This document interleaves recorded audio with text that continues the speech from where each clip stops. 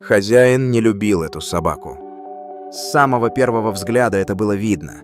Его жесты, его слова, то, как он отрывал взгляд, когда она подходила, как будто присутствие животного раздражало его.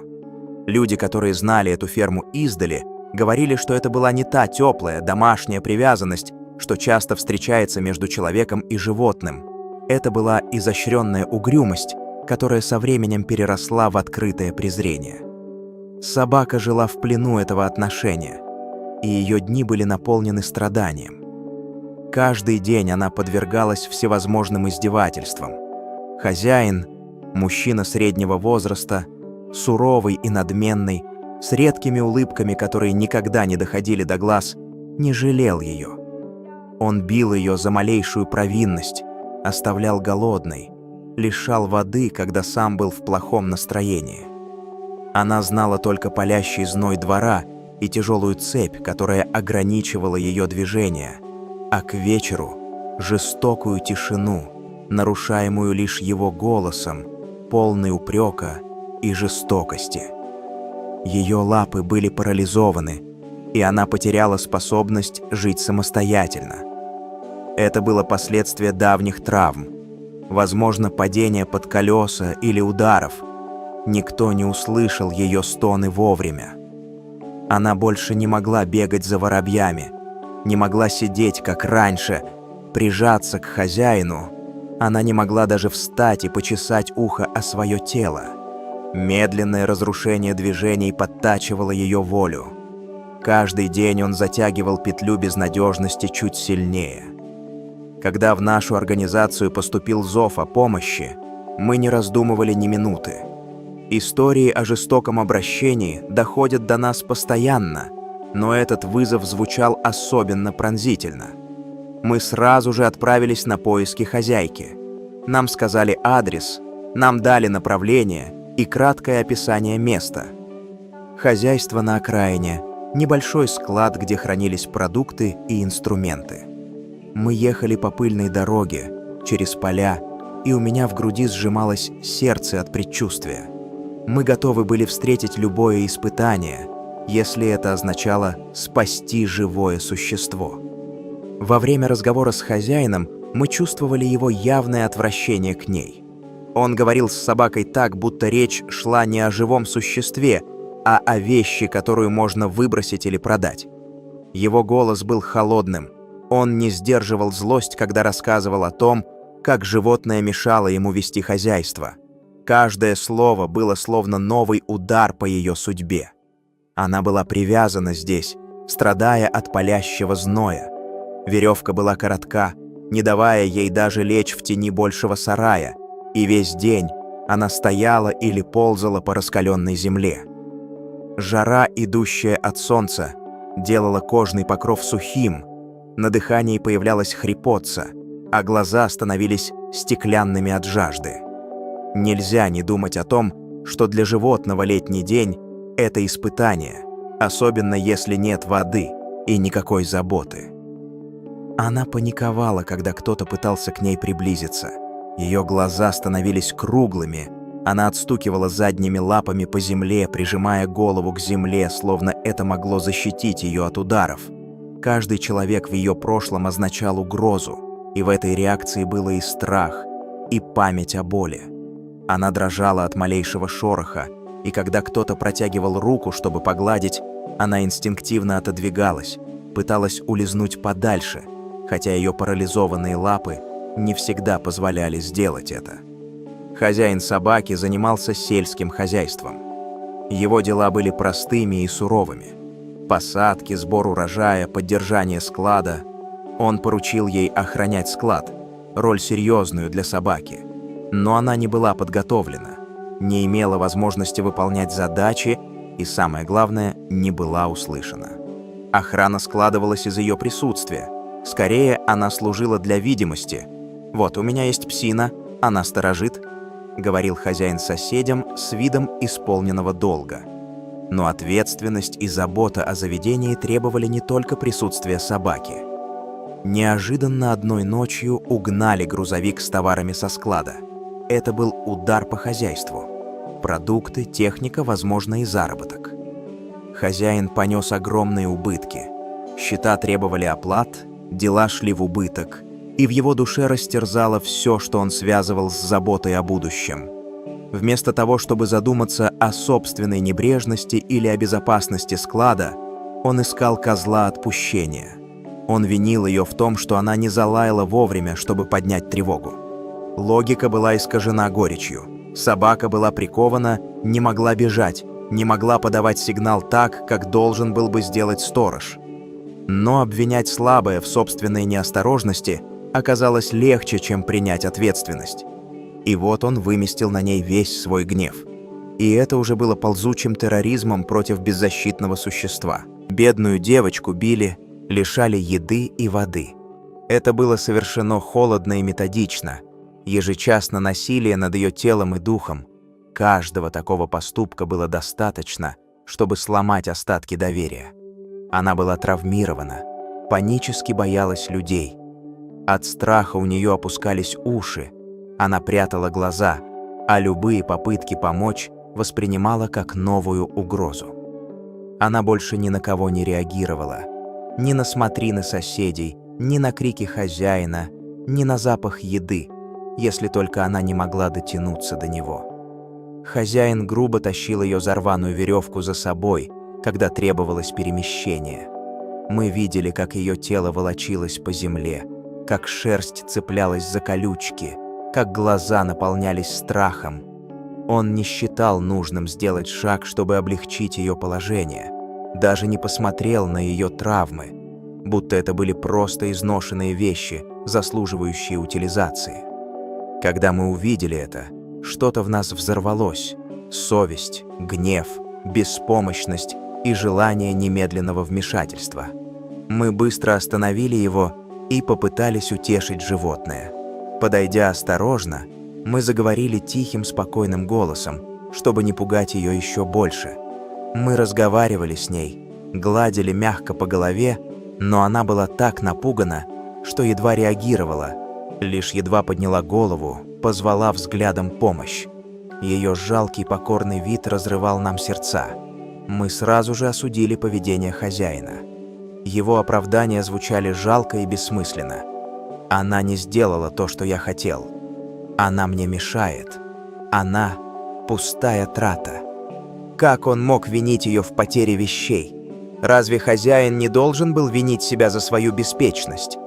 Эти вопросы висели в воздухе, но ответа от него не было, лишь холодное молчание и раздражение. Она безостановочно тяжело дышала от жары. У нее были сухие слизистые, язык обветренный. Мы попросили хозяина дать ей воды, чтобы хоть немного увлажнить пересохшее тело. Но он наотрез отказался. Казалось, он хотел довести ее до смерти.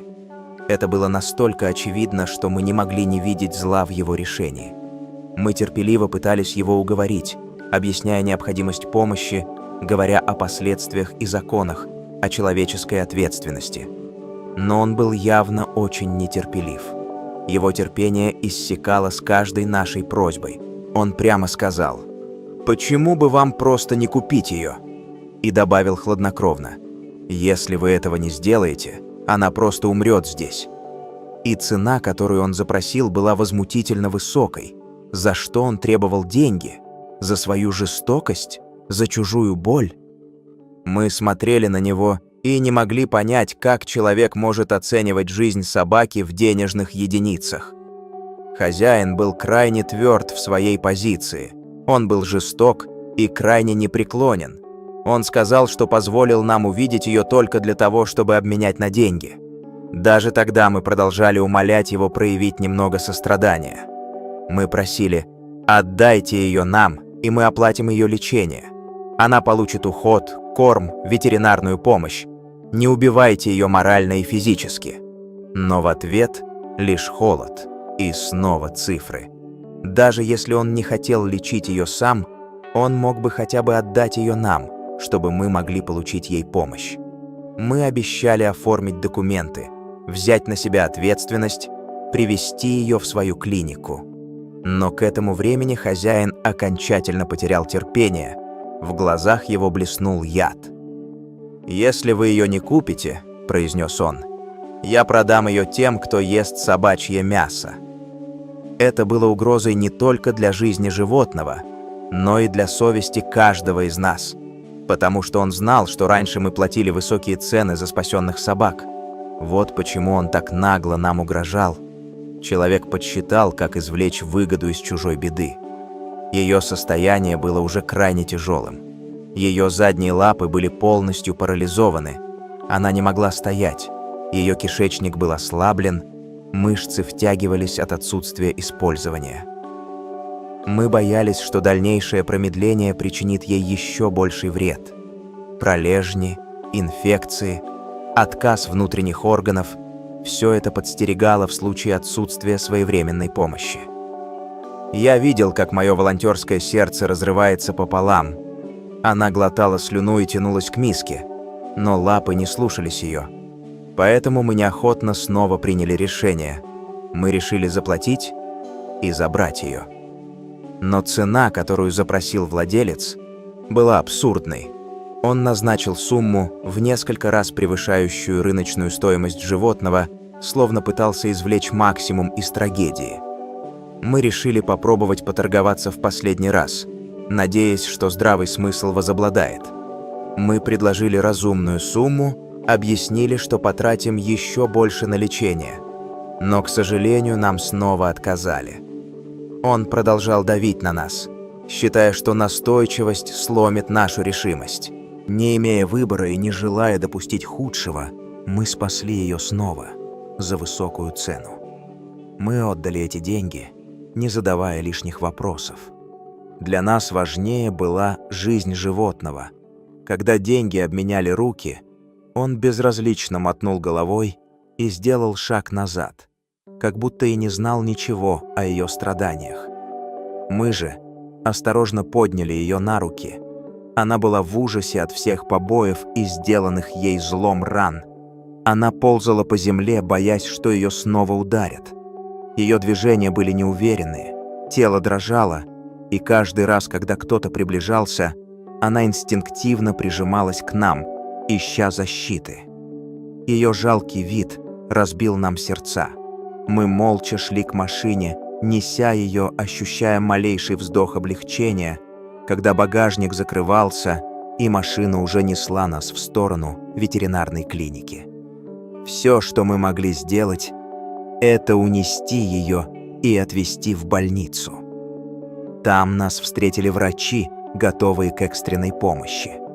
Мы положили ее на стол, и, глядя на нее, нам стало невыносимо грустно.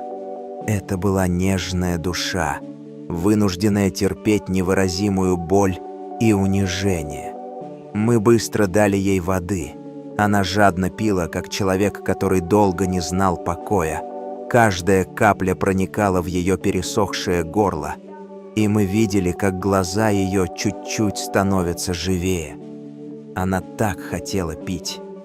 Такую нежную собаку избили до такой степени, что она даже не могла ходить. Ее уши были покрыты рубцами, кожа воспалена в разных местах, а все задние конечности казались холодными и безжизненными. Ее хозяин был просто демоном. Слово, которое в обиходе многих кажется слишком сильным, тут звучало точнее всего. Человек, готовый избавиться от живого существа ради выгоды или ради собственного мрачного настроения. Ветеринар провел ей ряд тестов. Мы с опаской ждали результатов. Анализы крови, рентген, проверка на вирусы и инфекции. К счастью, чумки, парвовируса и коронавируса не обнаружено. Это была огромная удача, учитывая условия, в которых она жила. Внутренние органы тоже были в относительно хорошем состоянии. Это означало, что, возможно, ее шансы восстановиться были выше, чем мы опасались. Психическое состояние и аппетит были стабильны. Несмотря на страх и травму, внутри нее оставался живой интерес к жизни. Когда принесли мясо, ее глаза загорелись, и она радостно принялась есть. Было видно, что голод – это не только физиологическая потребность, но и способ восстановить связь с миром. Для таких крупных собак отменный аппетит – залог скорейшего возвращения к силе. Были сломаны только задние лапы. Рентген подтвердил переломы и, возможно, повреждение позвоночника. Для их исправления потребуется операция. В целом серьезных внутренних повреждений не обнаружено. Но даже после операции лапы могут так и не восстановиться полностью. Травмы были слишком застарелыми, и годы игнорирования накладывали отпечаток на мышечную ткань и нервные окончания. Перед операцией мы дали ей необходимое питание. Одного куска мяса было недостаточно, чтобы заполнить дыру в зубах. Она ела, как будто пыталась вернуть утраченное здоровье. Мы приготовили ей большую миску мяса, смешанного с рисом, чтобы насытить ее энергией. Она была так голодна, что сначала сама выбирала мясо, тщательно отбирая и переворачивая кусочки, словно боясь, что это иллюзия. Перед операцией ее шерсть нужно было подстричь и очистить. Шерсть была ужасно грязной. В волосах застревали колючки и земля, а кожа под ней воспаленной. Мы аккуратно состригли свалявшиеся комки, помыли ее мягким шампунем и обработали раненые участки антисептиком. Ее тело было усталым, но в зеркале ее глаз появился едва заметный проблеск доверия. Она позволила нам прикасаться, не отскакивая без причины, и это немного согревало наши души. Она все еще была очень робкой. Перенесенная травма была слишком глубока, и ее главное лечение – не только хирургическое вмешательство, но и восстановление доверия. Мы знали, что ее нужно лечить медленно, с любовью и терпением. Мы окружили ее заботой. Мягкая постель, теплое одеяло, тихая музыка в палате и медленный, ровный голос волонтеров, которые сидели рядом ночами, следили за капельницами и говорили ей о том, что все будет хорошо. Операция прошла успешно. Ветеринары аккуратно соединили кости, установили пластины, провели декомпрессию нервных корешков, насколько это было возможно. После операции начался долгий этап восстановления. Физиотерапия, массаж, пассивная гимнастика ног, стимуляция кровоснабжения. Мы отвозили ее в реабилитационный центр, где специалисты работали над тем, чтобы вернуть ей движение и силу. Каждый день, шаг вперед или два назад, но в сумме это было движение к жизни. Будем с нетерпением ждать ее перерождения после операции. Мы видели, как постепенно исчезает тусклость в ее глазах. Она стала охотнее откликаться на ласку, иногда даже тихо урчала, когда ее чесали за ухом. Мы знаем, реабилитация требует времени, много терпения и любви, но она того стоит. Эта собака не просила ничего, кроме шанса жить, и мы дали ей этот шанс. Со временем ее тело окрепло, шрамы зарубцевались, а душа стала чувствовать доверие снова. Мы часто приходим к ней, говорим по-мужски, развлекаем игрушками, учим снова стоять на ногах, и каждый раз, когда она встает на задние лапы, даже на несколько секунд, у нас в груди разливается радость, гордость и слезы одновременно. Ее история – напоминание о том, что человечность измеряется не словами, а делами, и что спасенная жизнь – это всегда победа добра над равнодушием и жестокостью.